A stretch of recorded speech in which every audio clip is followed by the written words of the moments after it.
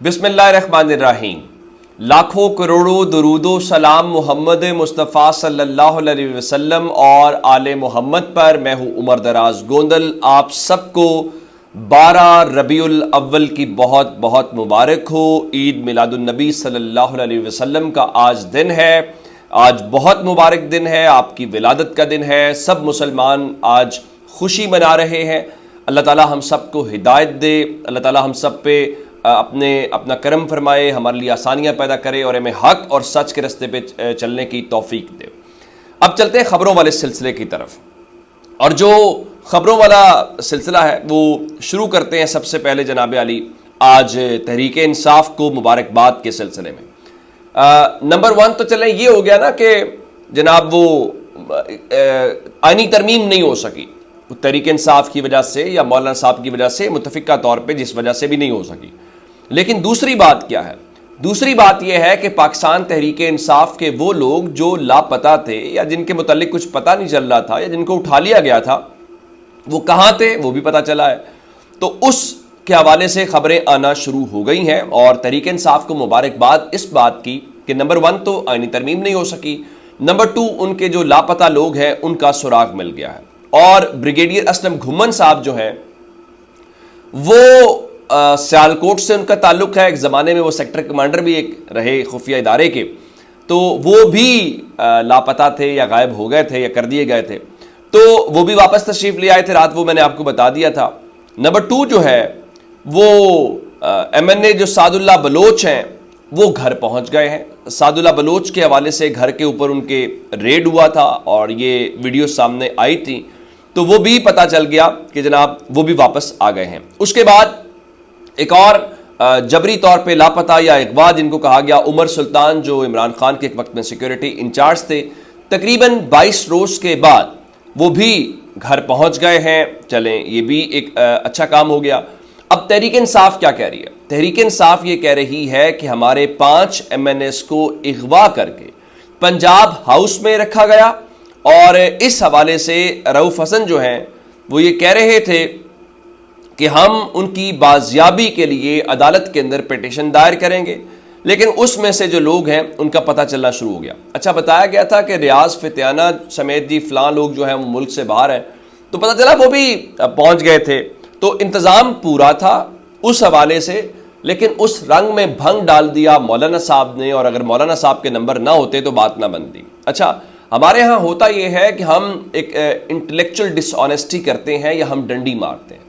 مثال کے طور کے اوپر اب مسلم لیگ نون کے جو حامی تجزیہ کار ہیں یا ان کے وہ والے صحافی جو ہیں جو ذرا PTV کی نوکریاں لیتے ہیں اور باقی عہدوں پہ براجمان ہوتے ہیں، وہ یہ فرمانے لگے کہ جی جنرل اس حکومت کو بھی ایک جنرل فیض چاہیے، اگر جنرل فیض ہوتے تو نمبرز پورے ہوتے۔ اب یہ آسمہ شرازی بھی اپنے شو میں ایک طنز کر رہی تھی، تو مصطفیٰ نواز کھوکر جن کا تعلق پاکستان تحریک انصاف سے نہیں ہے، وہ پہلے پیپلز پارٹی میں تھے اور فی الحال وہ کسی جماعت کے اندر نہیں ہے، تو انہوں نے بتایا کہ ان کے دوست MNAs کیا بتا رہے ہیں کہ اسلام آباد نے ان کو کس نے اور کہاں وہ محصور کر کے رکھا ہوا تھا، اور انہوں نے کہا آپ جنرل فیض کی بات کرتے ہیں، یہ تو ہائیبرڈ پلس یا ہائیبرڈ پرو میکس ہے، یعنی اس سے کہیں زیادہ آگے ہے۔ اب لیکن یہ کیا سمجھتے ہیں، اگر جنرل فیض ہی سب کچھ کر سکتا تھا تو آپ کو بھی تو کسی کی حمایت یا سپورٹ حاصل ہوگی نا حضور۔ ہاں یہ ایک الگ بات ہے کہ اس وقت خبریں یہ ہیں کہ اسی ہفتے کے اندر غالباً کوئی ایک بڑی تبدیلی ہونے والی ہے اسی طرح کی، اور اس تبدیلی کے جو اثرات ہیں وہ شاید ہمیں آگے دکھائی دیں گے۔ اب اندازہ کیجئے نا ہوا کیا، اب حامد میر نے ان کے لیے کیا خبر لے کے آئے ہیں۔ چلیں کل پیپلز پارٹی اور JUI تو یہ کہہ رہی تھی کہ اس حکومت کے پاس JUI کے پاس مسودہ اور تھا، پیپلز پارٹی کے پاس اور تھا، اور یہ خبر میں نے آپ کو اس دن دے دی تھی کہ ان کے پاس 2 طرح کے مسودے ہیں۔ ایک یہ ہے کہ اگر مولانا صاحب مان گئے تو پھر تو یہ تباہی پھیر دیں گے نا مکمل کی مکمل، اور اگر مولانا صاحب نہ مانے تو پھر دوسرا مسودہ ہے جس میں کچھ بنیادی قسم کی ترامیم کرنے کا یہ ارادہ رکھتے ہیں۔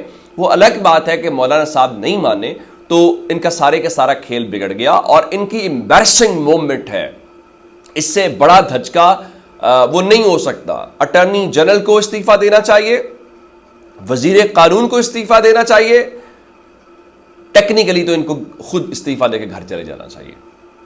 عوام کی حمایت حاصل نہیں، کہیں اور سے بھی اب تو لگتا ہے ان کو حمایت حاصل نہیں ہے۔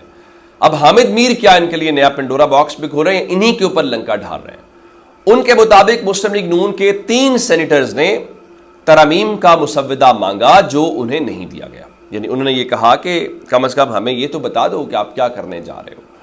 تو اس کے بعد انہیں انکار کیا گیا کہ آپ سے شیئر نہیں کیا جا سکتا. یعنی یہ ہمیں کل وہ خواجہ آصف بتا رہے تھے کہ جمہوریت کیا ہوتی ہے, جمہوریت میں طاقت کا توازن کیا ہوتا ہے. جمہوریت میں نا اوپننیس ہوتی ہے, جمہوریت میں فیئرنیس ہوتی ہے, جمہوریت میں ڈیبیٹ ہوتی ہے, مکالمہ ہوتا ہے, اختلاف رائے ہوتا ہے. اور اگر آپ اپنے لوگوں کو ڈیبیٹ کا موقع نہیں دے رہے تو آپ باقی تو پھر اندھیرے میں سائن کروانا چاہ رہے ہیں. یہ تو وہی شخص والی صورتحال ہے جیسے لوگ کسی گھر میں ہم نے دیکھا کہ جائیداد کے تنازع ہو, کوئی شخص فوت ہو جائے تو وہ فوت ہو کے بھی انگوٹھے لگوا لیتے ہیں. یہ تو آپ وہ والا کام کروا رہے تھے پاکستان کے پارلیمنٹیرین سے. تو اب وہ جن 3 ارکان جو سینیٹرز ہیں حامد میر کے مطابق, انہوں نے جب ان کو مسودہ نہیں دیا گیا تو وہ ارکان اپنے گھروں کو چلے گئے, موبائل فون بند کیے اور انہوں نے یہ کہا کہ جناب اگر ایسا کرنا ہے تو کریں, ووٹ نہیں دیں گے. آپ نے ہمیں نااہل کروانا ہے تو کروا دیں. ممکن ہے ایسا؟ کیوں ممکن ہے؟ بہت سارے لوگ جو ہیں وہ آپ جانتے ہیں کہ ٹھیک ہے وہ پارٹی کے ساتھ ہوتے ہیں لیکن ان کی سے بھی ہوتی ہے. یہ بات نہیں ہے کہ آپ یہ کہیں کہ لوگ اختلاف نہیں کرتے ہوں گے, اسی وجہ سے جو اختلاف کرتے ہیں وہ کھوڑے لائن لگ جاتے ہیں, یہی کچھ ہوتا ہے. اب آتے ہیں قاضی صاحب نے اپنا بینچ. قاضی صاحب اس دن جب نیا جوڈیشل سال شروع ہوا تو وہ یہ فرما رہے تھے کہ دیکھیے پہلے تو یہ ہوتا تھا بینچ بنتا تھا, لوگوں کو فیصلوں کا پتہ چل جاتا تھا. تو بیسیکلی اپنے جو پہلے والے چیف جسٹس ہیں ان کے اوپر طنز کر رہے تھے. قاضی صاحب کا مسئلہ یہ ہے کہ وہ طنز کرتے رہتے ہیں کچھ. اب میں سوجنس بات ہو جائے گی, اس قسم کی بات کرنے لگا تھا.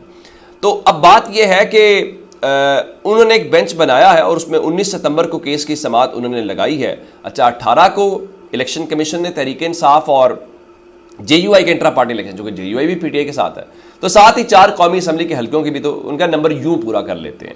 تو قاضی صاحب نے بھی اس طرح 19 ستمبر کو لگا لیا اور ذرا بینچ کی بات بتانے لگا تھا. قاضی صاحب جو ہیں ان کے ساتھ اس دن بھی یہ بات ہوئی تھی. قاضی صاحب کہتے ہیں کہ مجھے نہیں پتا تھا میں رائٹ لیفٹ کون بیٹھا تھا, تو اس دن بھی میں نے آپ کو کہا تھا کہ نعیم اختر افغان صاحب تو آپ کے ضرور ہوتے ہیں ساتھ کی, سب کو ہی پتا ہے. تو جو نیا بینچ بنا ہے اس میں بھی قاضی فائز عیسیٰ صاحب ہیں اور نعیم اختر افغان صاحب ہیں اور جسٹس شاہد بلال ہیں, اور انہوں نے کیس 19 ستمبر کو لگا لیا ہے جس کی تفصیلات بھی آ گئی ہیں. اور بتایا گیا ہے کہ یہ حلقہ پی پی 107 فیصل آباد کا ہے, جہاں پی ٹی آئی کے جو جاوید نیاز منج ہیں وہ 27,000 سے زائد ووٹوں سے جیتے, جبکہ مسلم لیگ نون کے جو خالد پرویز گل ہیں وہ 26,609 ووٹ لے کے دوسرے نمبر کے اوپر آئے. اور اب قاضی فائز عیسیٰ صاحب دوبارہ گنتی کا فیصلہ دیں گے جو عام طور پہ ہم معمول میں آج کل دیکھ رہے ہیں, اور اس کے بعد دوبارہ گنتی ہوگی اور دوبارہ گنتی کے اندر مسلم لیگ نون جو ہے وہ جیت جائے گی اور کہا جائے گا دیکھا آپ نے کہ یہ کیا ہوتا ہے. تو اب اصل بات یہ ہے قاضی صاحب اب جو بھی کریں بات وہی ہے جو کل ڈان اخبار نے اداریہ لکھا تھا. قاضی صاحب والنٹریلی ریزائن کریں, گھر جائیں. قاضی صاحب اس سسٹم کے اوپر بوجھ ہیں. قاضی صاحب نے اس ملک کے اندر اس سسٹم کے ساتھ کھلواڑ کیا ہے.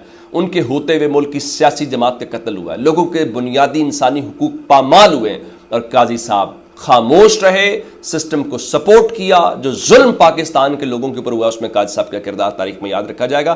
یہ الگ بات ہے قاضی صاحب جو ہے وہ کیا کہتے ہیں کہ عزت سادات بھی گئی, ایکسٹینشن والا چھاپ بھی لے کے جائیں گے کہ تڑپتے رہے ترستے رہے, یوں تاثر ایک ان کا آیا.